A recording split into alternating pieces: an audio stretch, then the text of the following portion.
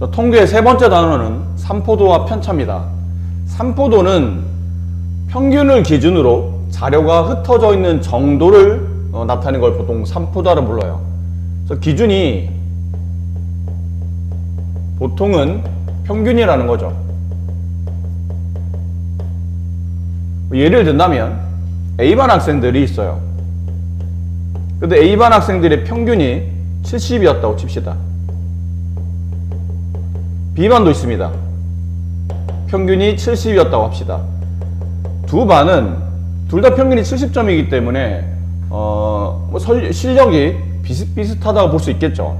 다만 A반은 여기 있는 점수를 70점대라고 본다면 70점을 기준으로 학생들의 분포가 여기 학생이 한 명, 그러니까 70점보다 좀 더 높은 점수, 뭐 72점, 75점, 73점, 68점 이런 식으로 점수의 분포를 찍어보니까 그 학생들의 점수의 분포가 지금처럼 평균이 많이 밀집되어 있을 수도 있어요. 근데 B반은 평균이 70점인데 그 70점 기준으로 뭐 73점짜리도 있는데 뭐 90몇 점짜리도 있고 50몇 점짜리도 있고 점수가 막 왔다 갔다 한다는 얘기죠. 이렇게 분포되어 있을 수도 있습니다. 그럼 둘 다 평균은 70이지만 아무래도 수업적인 집중력은 A반이 좀 더 높다고 볼 수 있겠죠. 그러니까 수업하기 좀 더 편한 반이라고 그래야 될까요? 선생님들이 수업하기 편한 반? 지금 선생님이 이가 너무 아파서 말을 하기가 좀 불편하니까 말이 평소보다 좀 어눌할 겁니다. 그러니까 단어도 조금 쉽지 않고 좀 이해해 주시고 평균 70에 많이 밀집되어 있는 상태고 B는 평균 70에 좀 흩어져 있다 보니까 선생님들이 수업할 때 수업의 집중력을 높일 수 있는 반은 A반이라고 볼 수 있겠죠. 어느 정도 수준에 놓고 수업을 하게 되면 학생들의 만족도가 좀 좋겠지만 B반 같은 경우는 어느 정도 수준에 놓고 맞추기에는 너무 편차가 크기 때문에 그래서 수업에 대한 집중력이 좀 떨어질 수밖에 없는 반이라고 보셔야 돼요. 자, 그래서 두 번째 편차라는 내용이 나오는데 이 내용 그겁니다.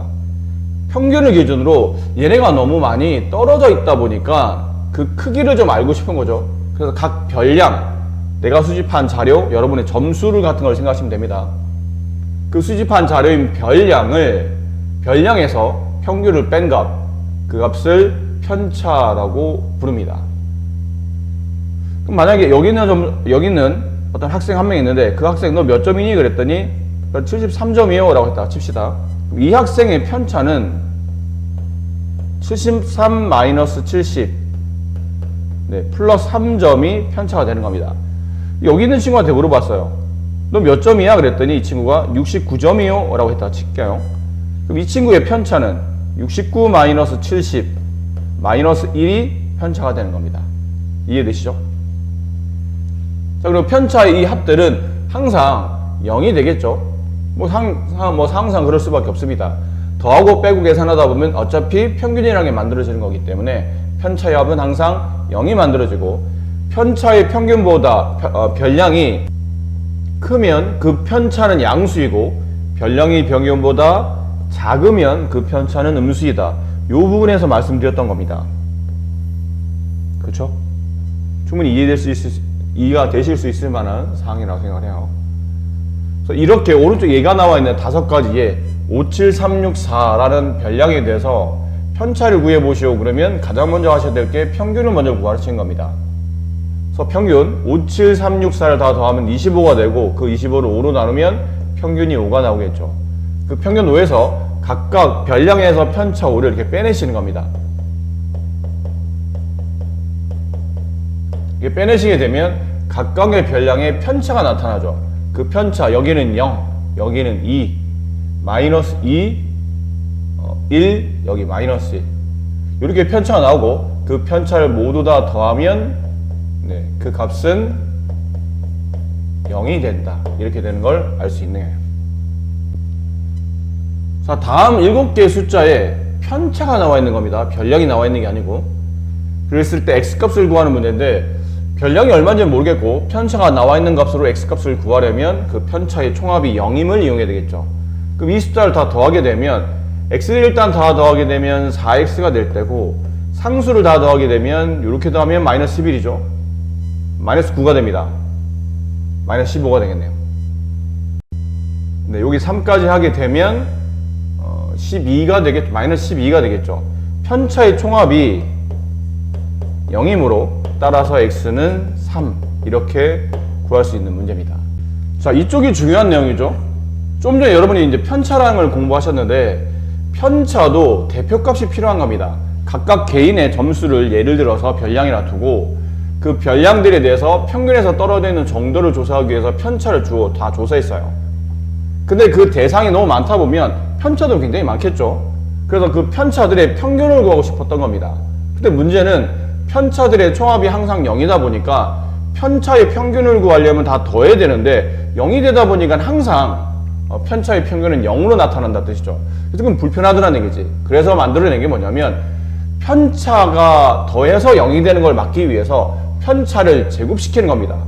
그래서 편차를 제곱시키면 플러스는 그대로 플러스로, 마이너스는 플러스로 숫자가 바뀌다 보니까 다 더하면 이제 0이 나오지 않겠죠. 그래서 편차의 제곱의 평균을 구한 게, 편차의 제곱의 평균을 구한 걸 두 글자로 분산이라고 불러줍니다. 여기는 위에 보시면, 밑에 보시면 이제 공식처럼 나오죠. 편차의 제곱의 총합을 별량의 개수로 나누게 되면 이게 분산이 된다라는 표현이에요. 그리고 그 분산에 루트를 씌우면 표준 편차라는 게 나타납니다.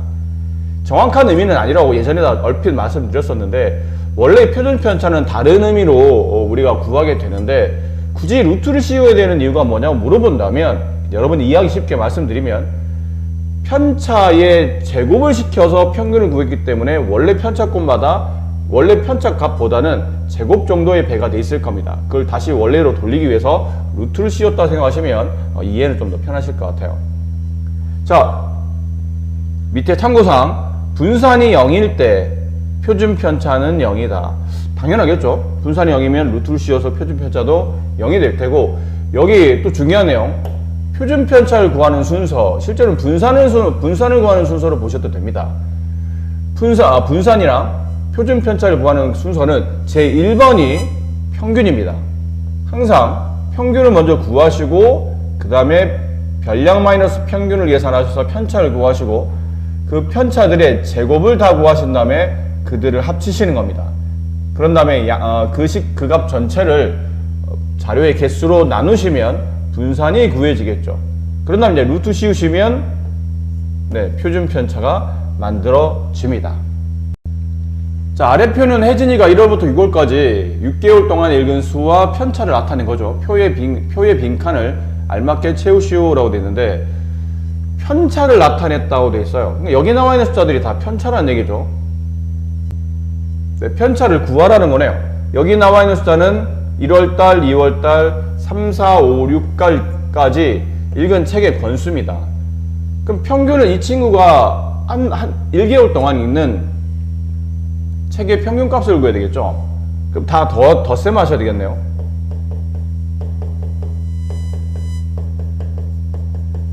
자, 이거를 자료 개수가 총 6개죠. 6으로 나눕니다.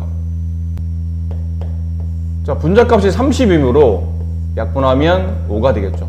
이 친구는 1개월당 5권의 책을 읽는 친구죠. 책 많이 읽네요. 그럼 편차값을 조사해야 되는데 1월달은 편차가 마이너스 1, 2월달은 0, 3월달은 마이너스 2, 4월달은 플러스 1, 5월달은 플러스 2, 6월달은 0 이렇게 돼 있어요. 그런 다음에 나온 편차들을 제곱합니다. 이렇게. 그럼 이 값은 1, 0의 제곱은 0, 마이너스 2의 제곱은 4, 1의 제곱은 1, 2의 제곱은 4, 0의 제곱은 0. 자, 이런 다음에 분산을 구하려면 이 편차들의 제곱의 총합을 구하시는 겁니다. 이렇게 0을 쓴 이유는 자꾸 안 쓰게 되면 가끔 학생들이 이 자료의 개수를 착각해서 안 쓰는 경우가 많아요. 0이 없으면 숫자의 개수가 줄어들기 때문에 전체 자료의 개수를 착각하는 경우가 많아서 웬만하면 헷갈리지 않으시려면 써주는 게 나쁘지는 않습니다. 자료개수가 지금 6개죠. 다 더하게 되면 6분의 10, 약분하면 3분의 5. 분산값은 3분의 5가 나왔고, 그럼 따라서 표준 편차는 루트 3분의 5가 되겠네요. 유리화라는 게 필요하죠. 루트 3분의 루트 5. 분모의 무리수를 유리수로 바꾸는 거죠. 분모의 유리화. 그럼 3분의 루트 15. 이렇게 분산과 표준 편차를 구할 수 있겠네요. 자, 유형 5번째, 삼포도와 자료의 분포 상태란 뜻은 분산 또는 표준 편차가 작다라는 뜻은 작다, 적다라고 쓰기도 하는데, 분산이나 표준 편차가 작으면 별량들이 평균에 많이 밀집되어 있는 거죠. 아까 수업 초반에 말씀드렸던 A반 똑같이 평균 70인데 70을 기준으로 학생들이 평균에 많이 밀집되어 있는 상태. 이게 아무래도 편차가 작죠. 그렇지 않나요? 편차가 작으니까 평균에 많이 밀집되어 있잖아요. 편차가 작으면 편차의 제곱의 값도 작아집니다. 그럼 작아진 편차의 제곱의 값을 똑같은 별량 개수로 나누게 되면 그만큼 분산값이나 표준 편차도 작아지겠죠. 근데 반대로 분산이나 표준 편차가 크다는 뜻은 평균을 기준으로 자료가 많이 흩어져 있다는 뜻이죠. 그러면 편차값이 커질 겁니다. 편차가 커지게 되면 편차의 절대값이 되겠죠. 편차의 절대값이 커지게 되면 편차의 제곱의 값도 커지기 때문에 그럼 아무래도 분산이나 표준 편차값이 클 수밖에 없겠죠. 그래서 편차가 작은 자료들을 분석해보면 자료의 분포 상태가 평균에 많이 밀집되어 있는 좀 고른 상태가 되고, 얘처럼 편차가 좀 크게 되게 되면 자료의 분포 상태가 고르지 않다 혹은 밀집된 분포가 좀 크다라고 볼 수 있을 것 같아요. 자, 오른쪽 표는 A, B 두 반 영어 성적의 평균과 표준 편차를 구한 겁니다. 적당을 고르라고 되어 있는데 A반과 B반은 평균 점수는 둘 다 65점으로 같네요. 근데 A반은 표준 편차가 4.2, B반은 7.5. 표준 편차가 작다는 얘기는 평균에 많이 밀집되어 있다는 뜻이고 성적이 좀 고르다고 볼 수 있을 테고, 7.5는 4.2에 비해서 평균에서 많이 흩어져 있고 평균이 좀 분포 상태가 고르지 않다고 볼 수 있을 것 같아요. 자, 맞는 걸 골라봅시다. 1번 A반 성적이 B반보다 우수하다라고 보기는 어렵죠. 왜냐면 평균값이 서로 같기 때문에 누가 다 잘한다고 보기는 좀 어려울 것 같아요. B반의 성적이 A반보다 우수하다, 마찬가지겠죠. 파악하기 좀 어려울 것 같습니다. 지금 A반 성적이 B반의 성적보다 더 고르다, 그렇죠. 이건 맞는 말이네요. B반의 성적이 A반보다 더 고르다, 그렇진 않죠. 정답은 디귿이라 볼 수 있을 것 같습니다.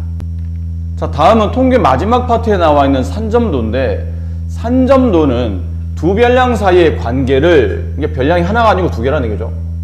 걔를 알 수 있도록 순서상 형태 모양의 좌표점 위에 점을 나타낸 겁니다. 그러다 보면 그 자료의 분포 상태가 하나의 그림으로 나타나는데 그러한 그림을 산점도라고 부릅니다.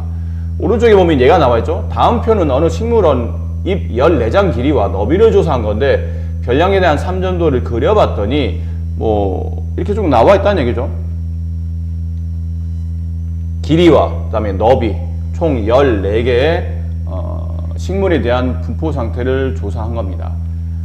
이렇게 나누어서 보시면 될 것 같아요.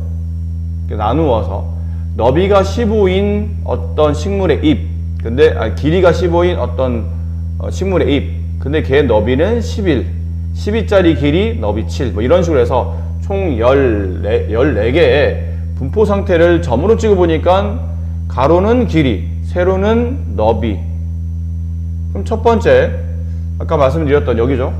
15,11 이렇게 되죠. 15,11. 여기는 12,7. 쭉 해서 마지막에는 14,8까지 점을 찍어 본 겁니다. 찍어 봤더니 이렇게 점이 하나씩 찍히게 되더라는 거죠. 그래서 찍힌 점을 보니까 산점도를 통해서 잎의 길이가 길어짐에 따라서 너비도 대체로 길어지는 경향을 볼 수 있다. 분포 상태가 지금 이렇게 돼 있지 않습니까? 모양상 왠지 이런 느낌을 보니까 아무래도 이렇게 돼 있는 분포 상태가 이렇게 돼 있는 형태로 볼 수 있을 것 같다는 뜻이에요. 여기가 길이, 얘가 너비라고 보게 되면 아무래도 길이가 커지면 커질수록 너비값도 커지는 증가 형태가 만들어진다는 거죠. 이해되시죠? 그래서 이런 분포 상태를 이런 자료의 분포 상태를 가지고 증가나 감소 아니면 그들의 상관관계를 이해하기 위해서 산점도라는 걸 그려보시는 겁니다. 다음 표는 달걀 6개 무게와 각각 부하여 나온 병아리 무게를 조사한 건데, 달걀 무게 가로 별량이죠. 병아리 무게 세로 별량이에요. 그들을 산점도를 이용해서 그려보라고 했는데, A 병아리는 처음에 달걀일 때가 54, 병아리일 때가 40g의 무게를 갖고 있답니다. 그럼 점을 찍으면 얘는 54,40. 그렇죠? 달걀일 때 무게를 X좌표, 병아리일 때 무게를 Y좌표 형태로 보시면 될 것 같아요. 그럼 54,40 여기쯤에 찍히겠죠? 자, 그 다음은 61,46. 60이면 60보다 조금 오른쪽이라고 보시면 될 것 같아요. 60과 62 사이 정중앙으로 보시면 되겠죠? 46 여기쯤 찍힐 테고요. 58,42 여기. 56,41 56이면 이쪽이 되고 41이니까 여기쯤. 60,42 여기쯤. 60,44 여기쯤. 이렇게 찍어낼 수 있겠죠. 얘도 그러니까 자료의 분포 상태를 보니까 분포 상태가 이렇게 돼 있죠. 아무래도 달걀일 때 무게가 많이 나간 것들은 병아리일 때도 무게가 좀 많이 나간다라는 분포 상태를 알 수 있을 것 같아요. 자, 이번엔 상관관계라는 걸 따져볼 텐데, 조금 전에 보신 것처럼 두 별량 XY에 대하여 X값이 변함에 따라서 Y값이 어떻게 변하는지 그런 경향이 있을 겁니다. 그런 방향성이 있다는 뜻이죠. 근데 그 두 별량 XY 사이의 관계를 우리는 상관관계라고, 서로 어떤 관계를 맺고 있는지 상관관계라 말하며, 아까 잠깐 보셨던 달걀일 때와 병아리일 때 무게, 상관관계를 보니까 약간 우리가 알고 있는 증가함수의 개념이죠. 그런 것들을 여기는 상관관계에서는 양의 상관관계라고 부릅니다. 그러니까 하나의 별량값이 커질 때 나머지 별량도 같이 증가하는 형태에 보이는 그런 증가하는 형태를 보이게 되면 양의 상관관계, 반대로 하나는 커지는데 나머지 하나는 작아지는 경우, 이런 경우를 음의 상관관계라고 부르고, 마지막 X가 커짐에 따라서 Y값이 커지는지 작아지는지 서로 알 수 없는 관계, 분명치 않은 관계를 상관관계 없다라고 말하며, 밑에 그림 나오는데 처음에 있는 두 개 그림은 그래프가 아무래도 오른쪽 위로 가는 형태를 보이고 있죠. 얘도 오른쪽 위로 가는 형태를 보이겠는데, 얘는 오른쪽 위로 가는 형태이긴 한데 서로 자료가 많이 밀집되어 있는 형태고, 얘는 좀 흩어져 있는 형태죠. 이랬을 때도 같은 양의 상관관계도 강한 경우, 약한 경우, 그래서 강한 상관관계, 약한 상관관계 이렇게 불러준다는 뜻이죠. 음도 마찬가지입니다.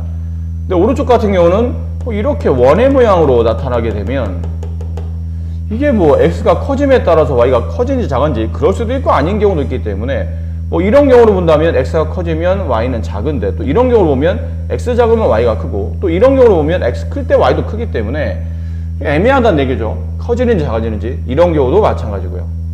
얘는 X값이 대부분 다 좀 일정한 상태인데 Y값만 커지고 있는 관계라 X값에 변화가 없는데 Y값만 증가하는 위아래로 올랐다 내렸다 증가할 때도 있고 감소할 때도 있고, 상관관계를 좀 알기 어렵습니다. 이쪽도 마찬가지죠.